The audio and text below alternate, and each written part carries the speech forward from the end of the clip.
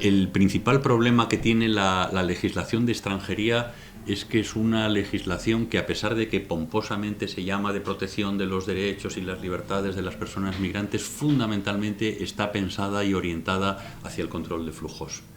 Es decir, la naturaleza moral de estas leyes es fundamentalmente segregacionista y exclusógena.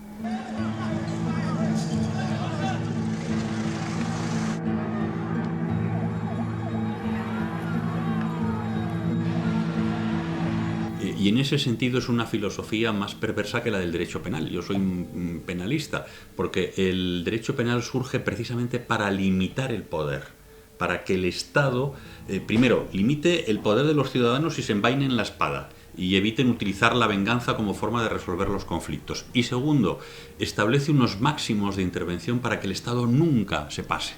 Ahora mismo, aunque todavía no está en todas las partes del planeta, tristemente, está proscrita la pena de muerte. Los Estados no pueden quitar la vida a nadie porque la vida es sagrada. En muchos, la cadena perpetua, porque hay que dejar posibilidades al ser humano de que cambie. La cadena perpetua es la negación de la dignidad, porque es la negación de la perfectibilidad humana, es la negación de que un ser humano puede cambiar por atroz que haya sido su comportamiento, ¿no? Entonces, el penal es limitar el poder del Estado. Extranjería tiene la perversión de que lo que hace es dar poderes al Estado para incluso prescindir de la persona, para que no entre, para que no tenga ese paraguas protector.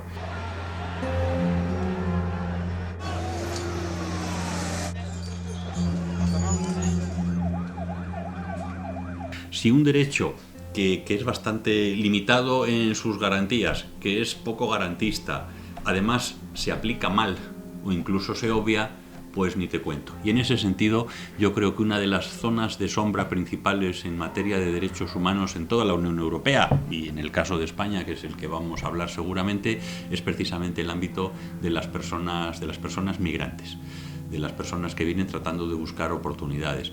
Durante bastantes años uno de los problemas más serios, ahora está un poquito más mitigado, eran los controles selectivos.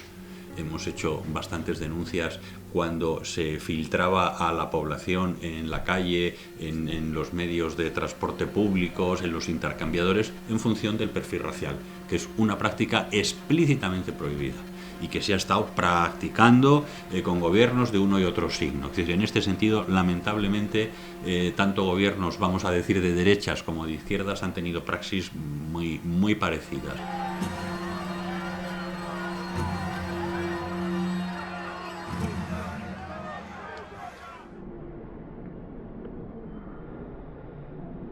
En este momento hay un tema, a mí me parece que es sangrante en ese sentido, y prueba de ello es que las comunidades autónomas del Estado han respondido de manera dispar, que es el tema de privar de derecho de asistencia sanitaria a las personas que no tienen regularizada su situación en España.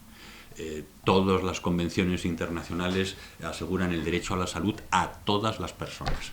Una de las perversiones más gordas que hace el derecho de extranjería es introducir de manera sibilina un concepto que viene del derecho penal en algún autor, el tal Jacobs, que es el concepto de no persona. Y entonces los derechos se aplican a las personas, pero los que no son personas no son titulares de derechos. ¿Quiénes son personas? Los ciudadanos españoles, por supuesto, y extranjeros residentes legalmente en España. Esos tienen derecho a aún más. El que no está residiendo legalmente en España no es persona, no existe, y por tanto no tiene derecho a las prestaciones sanitarias. Ya digo que es un tema tan absolutamente sangrante que, como seguramente conocéis, hay comunidades autónomas que han optado por no aplicarlo. Porque además, como suele pasar, y yo estoy convencido de ello, el mal siempre es eficaz a corto plazo, pero a largo plazo jamás. Es decir, las perversiones morales pasan factura incluso a quienes las provocan. Otra de las zonas de sombra es las llamadas expulsiones en caliente. Es decir, personas que, en concreto, últimamente en Melilla, pues entran en territorio nacional español y se las tiene por no existentes, de manera que no se individualiza el procedimiento de expulsión. Es decir, ya es duro la expulsión, el dejar a la gente y decirle: tú no metas la mano en mi plato de comida comida y te buscas la vida como puedas, ¿no? Que yo, como soy jurista, naturalmente que soy partidario de la regulación de los flujos, es decir, creo que todos los factores humanos tienen que ser sometidos a leyes, incluido desde luego las transacciones financieras, que paradójicamente las tesis neoliberales dicen libertad absoluta para los mercados financieros, que el capital se mueva por todo el planeta sin ninguna cortapisa. Pero luego ya dicen, las mercancías, hombre, pues depende.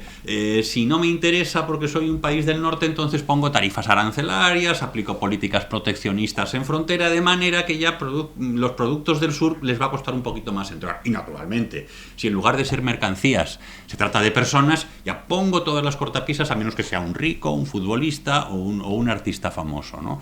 Entonces, en ese sentido, la legislación de extranjería, insisto, que aunque a mí no me guste nada, tiene algunas garantías, pero si además esas garantías las obvias y te las saltas, lo que haces es reducir una persona a cosa. Para mí lo más grave de las expulsiones en caliente es que una persona que ha entrado en territorio nacional, que ha entrado en un Estado de Derecho, en una sociedad avanzada, civilizada, occidental, con una serie de valores como la libertad, la igualdad, la justicia, el pluralismo político, a esa persona le niego lo que no niego a un asesino en serie en el estado más totalitario que tenga pena de muerte, que es el derecho a la última palabra. A él le niego el derecho a la primera.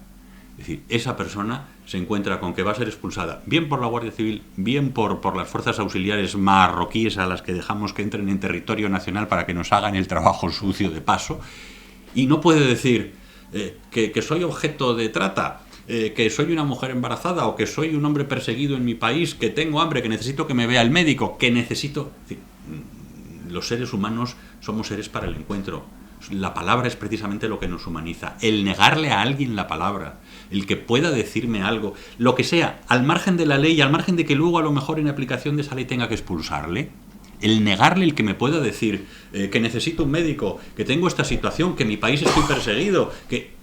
Eso a mí me parece de una, no inmoralidad ya, sino una inhumanidad tan brutal que nos descalifica a quienes por acción o por omisión somos partícipes de estas prácticas. Nuestra dignidad está en juego en la medida en que identifiquemos las necesidades, que son muy pocas, que en Occidente y en el Norte hemos confundido necesidades con deseos, y las necesidades son las que tienen que ser satisfechas por los derechos. Y la dignidad de la persona estará tanto más respaldada en la medida que identifiquemos las necesidades básicas, las respaldemos con derechos y al mismo tiempo adoptemos políticas que traten de mantener a raya a los intereses, porque el gran enemigo de las necesidades y de los derechos son los intereses. Y esto en extranjería y en cualquier otro ámbito, en el ámbito económico y en el ámbito político, es clarísimo. La prueba del algodón de si algo es legítimo o no es satisface o asfixia necesidades. ¿Expande y amplía los derechos o los restringe y los hace selectivos y dice si estás en este cajoncito sí, si estás en este otro no? Y por último, ¿en qué medida tiene a raya los intereses? Esa es la prueba del algodón de la legitimidad ética y moral de un sistema político-económico, incluso de una legislación. Y en ese sentido, desde mi punto de vista, la legislación de extranjería no pasa la prueba del algodón. Y las prácticas de extranjería lo mancillan gravísimamente.